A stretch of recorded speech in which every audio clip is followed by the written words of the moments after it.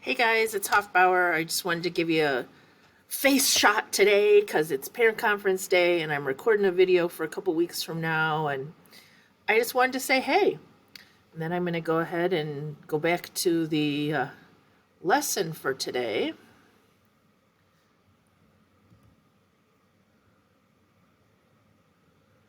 Okay, or not.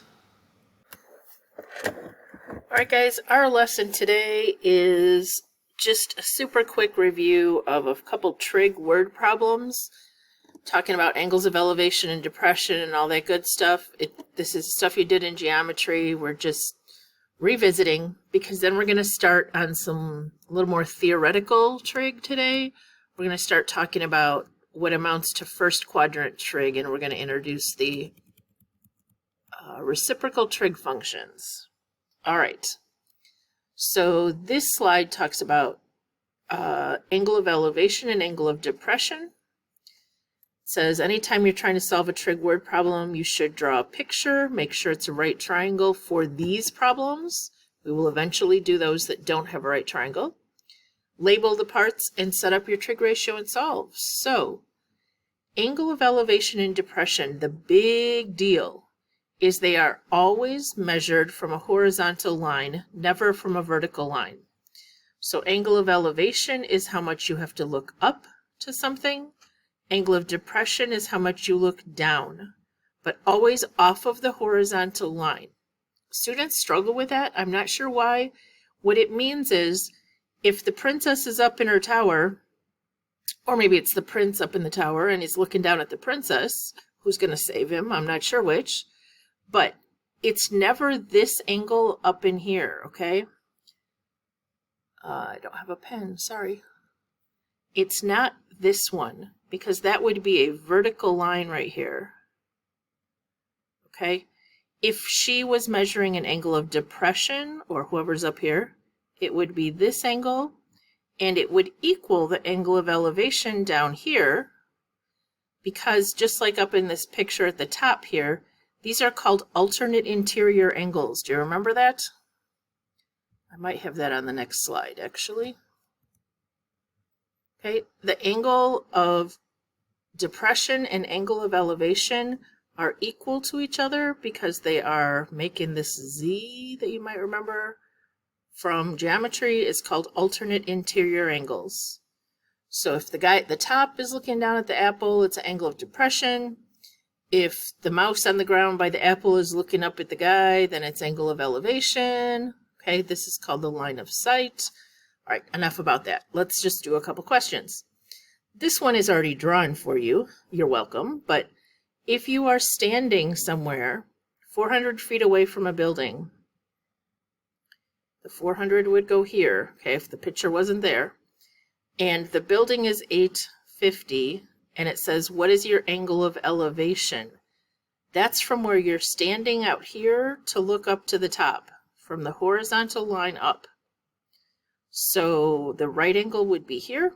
We'd have from this angle theta, we'd have opposite and adjacent, which means we would need to use the tangent function. We'd say the tangent of this angle is 850 over 400, opposite over adjacent, because it's TOA. And then we would type second tangent 850 over 400, making sure, what mode are we in, guys? Degrees. We will use radians plenty in this class, but not when we're doing right triangle trig applications. All right, so it does say at the top I'm in degrees, so I'm going to go second tangent. I already forgot the numbers, 850 over 400.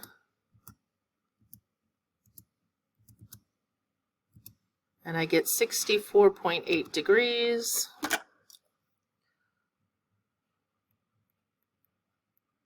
Angle of elevation.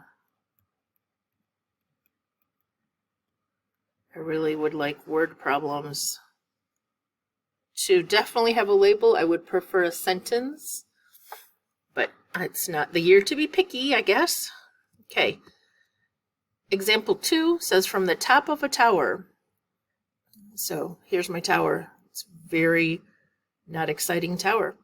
The angle of depression to a stake in the ground. So that would be if my eyeballs were up here, okay? I would be looking at that stake. It's how much I had to look down to see that stake in the ground, okay? There's my stake in the ground, okay? If the angle of depression is 60 degrees, remember it's against the horizontal, not the vertical here. The top of the tower is 80 feet from above the ground. How far is the stake from the foot of the tower? So stake to the foot of the tower is what we're trying to find. Now, we could do this a couple different ways. We could make a triangle over here and label that 80, same as this.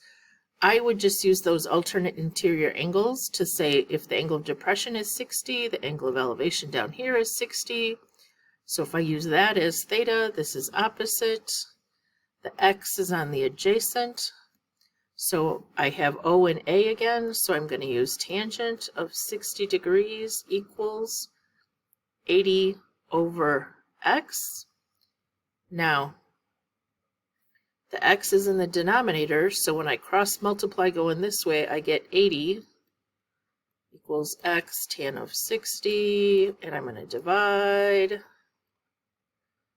Okay, I usually don't write all these steps out. So when I type 80 divided by the tan of 60, and I know a lot of teachers not be happy that I said tan. You should say tangent every time. I'm just not that picky. 46.2. All right, so 46.2. Now, I forgot my label. Looks like feet. Okay. So the stake is 46.2 feet from the foot of the tower.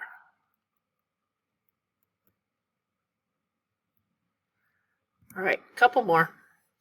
This is the most ridiculous question ever, and I kind of meant to fix it, and then I was kind of just giggling and left it. But it says, a ladder leaning against a house makes a 30-degree angle with the ground.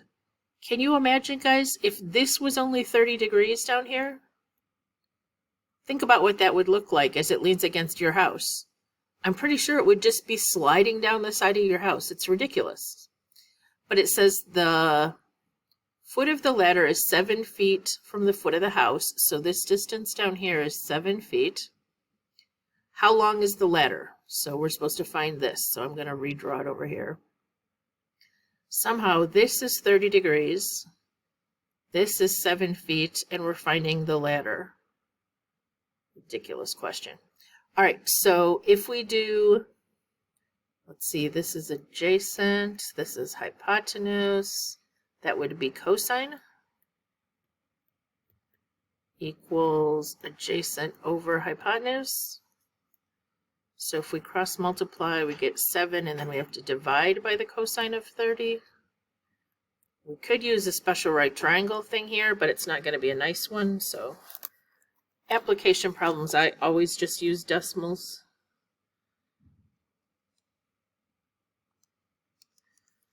I have 8.1 feet is how long the ladder in this ridiculous question.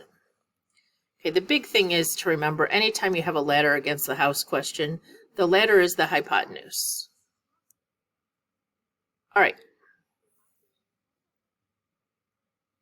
Number 4 says a tree casts a shadow 21 meters long. So this is kind of in perspective. If I drew it like this, okay, the shadow is always on the ground though, guys. Somehow I get weird things. If you measure a shadow, you're going to measure along the ground. So if the tree were over here, ooh, it's a skinny tree, its shadow would be over here. So the length of the shadow is 21 meters long. The angle of elevation, standing out here to look up to the sun, remember it's got to be against the horizontal line, is 51 degrees. What is the height of the tree? So we have x, 51, 21 meters if you were doing it there. All right, this would be opposite, and this would be adjacent. So we're doing tangent equals opposite over adjacent. So if we type 21 times the tangent of 51,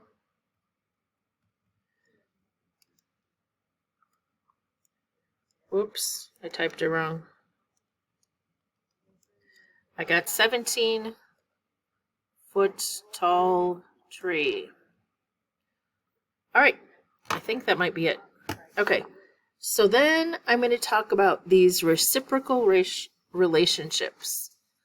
So we had three main trig ratios that we learned about: sine, cosine, and tangent. But they each have reciprocal trig ratios. Reciprocal means you flip it over, 1 over. So the sine becomes cosecant. That word is C-O-S-A-N. No, it's not.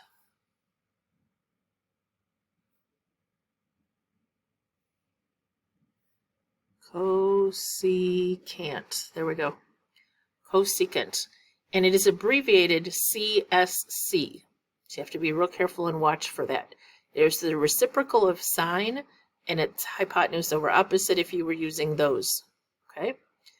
Sine becomes cosecant. Cosine becomes secant when you flip it over. I just remember the S goes with the C and the C goes with the S. Okay? It's not sine and cosine. It doesn't go this way because those were our original functions. Okay? I don't know how else to help you. The tangent becomes the cotangent. All right, tangent, cotangent. Some of you struggle because sine and cosine seem like those words should flip of each other, but what this actually means is that the sine of a 30-degree angle is the co-function, cosine, of its complement, 60 degrees. We can talk about that another day, but that's why they're co, okay?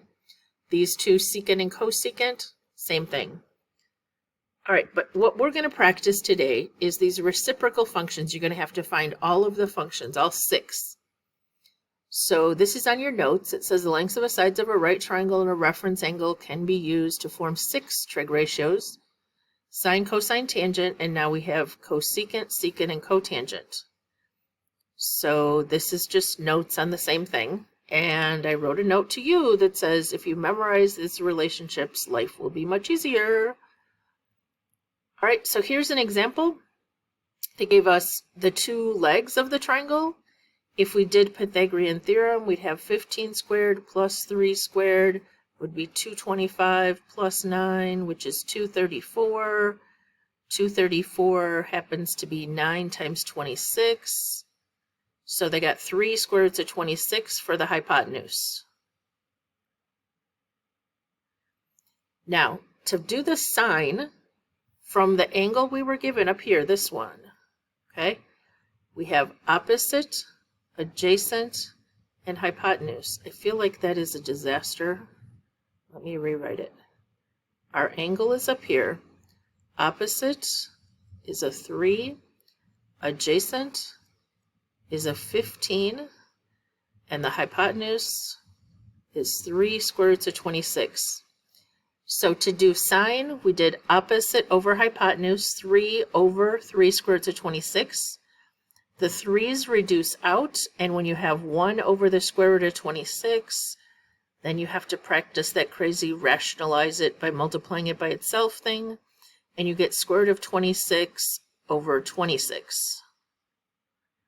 All right, but I did not erase this because the cosecant is when you flip this over. So if you flip it over here and then just divide these out, you just get square root of 26. If you flipped these over, this one over, you'd have to rationalize it all over again. It'll eventually reduce to this, but it's faster if you just leave your work and flip it there. All right, cosine was adjacent over hypotenuse. This reduced to a 5, and then we did 26 over 26 here. And then they flipped it over here. This 3 reduced into here as a 5. So cosine was 5 squared root of 26 over 26, and secant was square root of 26 over 5.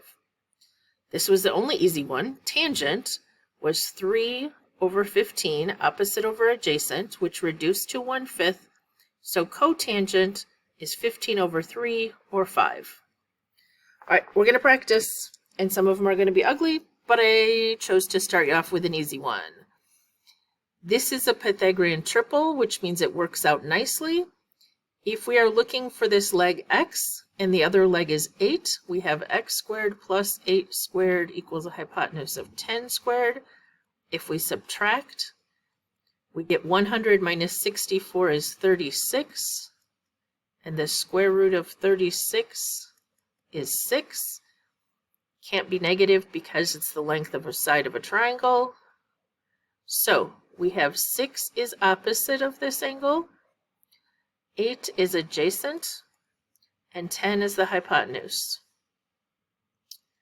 So our 6 trig functions, sine is opposite over hypotenuse, which would be 6/10, which reduces to 3/5. So the reciprocal, which is cosecant, would be 5/3, or 10 over 6, but then it's going to reduce to 5/3. Sine, the second one we usually do is cosine. Cosine is adjacent over hypotenuse, so it's 8/10 or 4/5. The reciprocal secant would be 5/4. Whoops, I missed the theta. I'm supposed to have a theta in there. Tangent of the angle theta would be opposite over adjacent, or 6 over 8, which would be 3/4, making the cotangent 4/3. Remember, sine and cosine have to be less than 1, so when you flip those over, you will get a number greater than 1. Tangent, cotangent could be less or greater than 1, either one, because it's a relationship between legs. All right, we're going to do one that comes out with a radical. This time we're missing the hypotenuse. So if we do leg squared plus leg squared equals hypotenuse squared, this is 125. If we square root both sides, this is 25 times 5. And this is just the hypotenuse. Square root of 25 is 5. Let me separate it here. So this becomes 5. So we end up with 5 square roots of 5 as the hypotenuse. The angle is down here in this corner, so this is the adjacent leg, and this is the opposite leg. So the functions we have, sine would be opposite over hypotenuse, or 10 over 5 square roots of 5. This would reduce to a 2, and you would have to multiply by square root of 5 over square root of 5, which would become 2 square roots of 5. Square root of 5 times square root of 5 is just 5. Now, the reciprocal would be cosecant, and if we flipped it over right back here when it was 10 over 5 square roots of 5, or if we flipped it over and said it's hypotenuse over opposite, we'd have 5 square roots of 5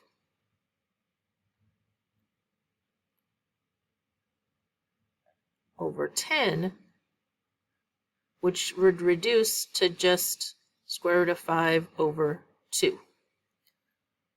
All right, let's try cosine is adjacent over hypotenuse, so we'd have 5 over 5 square roots of 5, which would reduce to 1 over square root of 5, which when we rationalized would just be square root of 5 over 5. When we flip it over, how about right here, we flip it over, we'd have the secant is 5 square roots of 5 over 5, so those guys would divide out, and we just are left with square root of 5. And then the easy one, tangent would be opposite, over adjacent, which would be 2. So the cotangent would be adjacent over opposite, or 1/2. All right, 2 more, but these are written differently, but they're really the same question.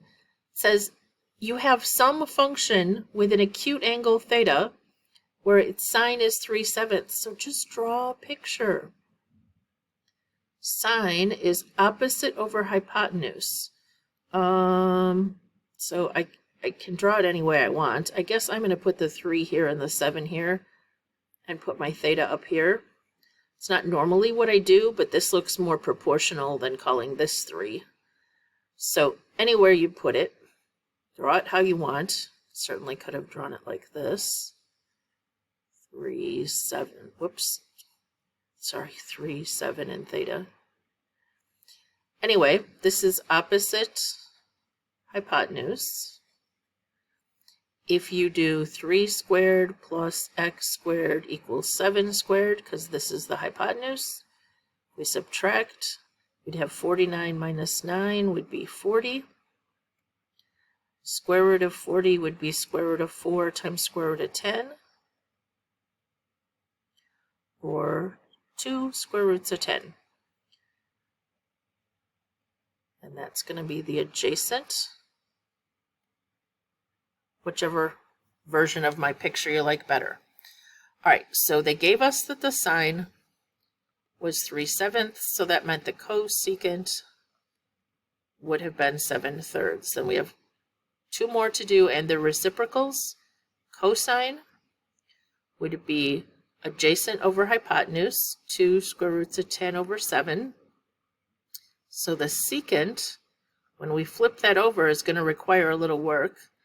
It's 7 over 2 square roots of 10, which if we multiply by square root of 10 over square root of 10, becomes 7 square roots of 10 over, this is a 10 times this 2 would be 20, and nothing reduces because the 7 and 20 don't reduce, and the 10 is in a radical and the 20 is not, so we can't reduce those. All right, that leaves tangent, which is opposite over adjacent, which is going to be messy. 3 square roots of 10 over 20. But the cotangent, if we'd flipped it over right here, it would have been 2 square roots of 10 over 3, or it would be, instead of TOA, opposite over adjacent, it would be adjacent over opposite. So that's all the 6 trig functions. You're welcome to stop the video and then check the answers. I'm going to do the last one on the video, I think. It won't take me long here. I think there's one more. Come on. There we go. Let's see. Secant is the flip of cosine. So the cosine is 5/8. So this is adjacent over hypotenuse. So I have 8 and 5.